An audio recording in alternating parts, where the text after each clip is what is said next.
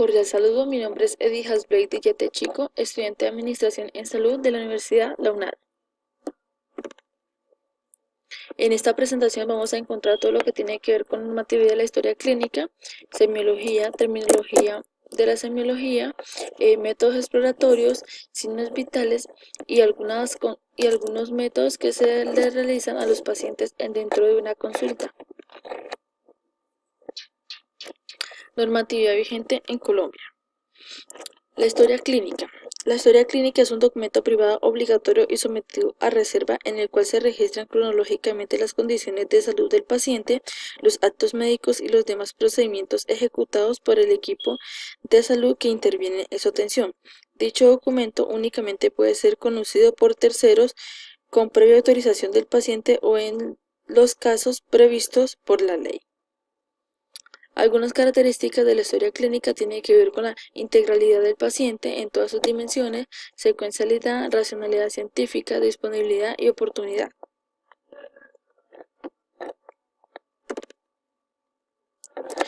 La historia clínica es un documento de vital importancia para la presentación de los servicios de atención en salud y para el desarrollo científico y cultural del sector, que de conformidad con el artículo 35 de la Ley 23 de 1981 corresponde al Ministerio de Salud implantar modelos relacionados con el diligenciamiento de la historia clínica en el sistema de salud. Según esto, es sobre la ley,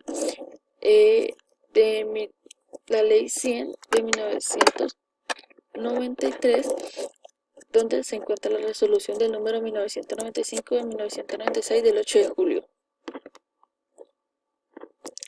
La semiología es la rama de la medicina que se ocupa de la identificación de diversas manifestaciones de la enfermedad.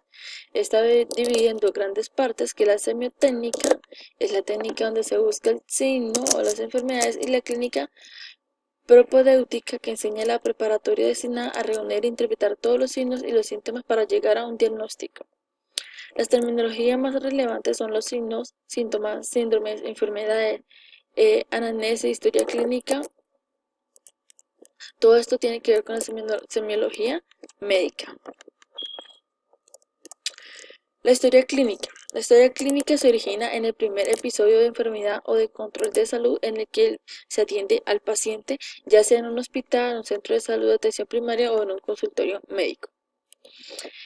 Algunas partes de la historia clínica tienen que ver con la anamnesis, que es la información surgida de la entrevista clínica proporcionada por el propio paciente. Exploración física o examen físico. Se hace a través de la inspección, palpación, percusión y auscultación del paciente, donde deben registrarse peso, talla, índice de masa corporal y signos vitales. Desde ahí se proporciona un diagnóstico presuntivo, que también está basado en la información extraída del interrogatorio y la exploración física, calificados de presuntivos ya que están sujetos a resultados de laboratorios o pruebas de gabinete, estudios de imágenes, así como a la propia evolución natural de la enfermedad. Hay que tener en cuenta que la historia clínica es donde se guarda toda la información, desde nombre, fecha de nacimiento, identificación y todo lo que la información que se puede obtener de un paciente.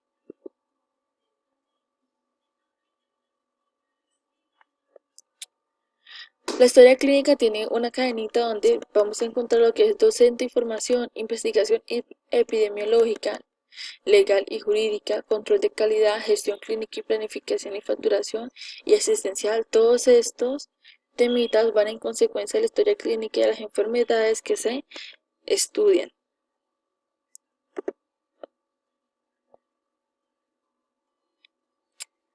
Métodos exploratorios que se utilizan en un examen físico. Inspección. Observar el cuerpo. La inspección médica es el método de exploración física del paciente que se efectúa por medio de la vista, al observar la persona. Palpación. Es sentir el cuerpo con los dedos o las manos. Es el proceso de examinar el cuerpo utilizando el sentido del tacto. Auscultación. Escuchar los sonidos.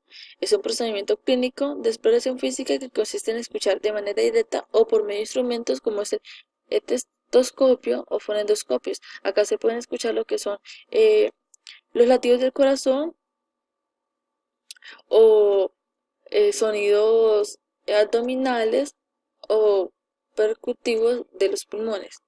La percusión es donde se pueden producir sonidos, generalmente dando golpecitos suaves en áreas específicas del cuerpo. Aquí vemos una pequeña imagen de lo que tiene que ver la inspección, palpación, percusión, auscultación y dependiendo de todo este examen físico se da una impresión diagnóstica. Los signos vitales. Los signos vitales son las mediciones de las funciones más básicas del cuerpo. Los 4 signos vitales principales que los médicos y los profesionales de salud monitorizan de forma rutinaria son la temperatura, que se maneja o oscila en lo que tiene que ver con 36.5 hasta 38 grados centígrados. A partir de ahí, si tiene menos de 36, puede estar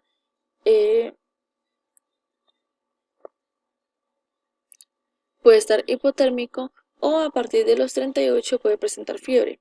El pulso, que son las mediciones de los latidos del corazón, pues dependiendo de la edad de la persona se manejan las cifras. Un bebé puede tener latidos de corazón hasta de 120 a 130 latidos por minuto. Una persona adulta, obviamente el corazón va a ser un poco más lento, entonces va a estar entre unos 60 o 80 latidos por minuto. Un deportista debe tener latidos hasta de 40 latidos por minuto, ya que es por su es manifestación física. Los signos vitales son muy útiles para detectar o monitorizar problemas de salud. Los signos vitales se pueden medir en un establecimiento médico o en casa, en algún lugar en el que se produzca una urgencia o en cualquier sitio.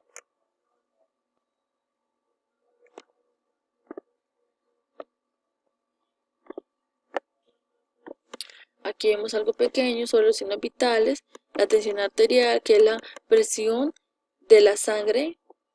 Se mide la presión de la sangre. Una persona con tensión arterial alta ya oscila desde los 140, que tiene que ver con la sistólica, y menos desde los 50 hacia abajo. Con esta actividad podemos hacer un profundo recorderis y todo lo que tiene que ver con la historia clínica, la semiología, los signos vitales y cómo atender a un paciente, la información que se debe solicitar al atender a un usuario. Muchas gracias.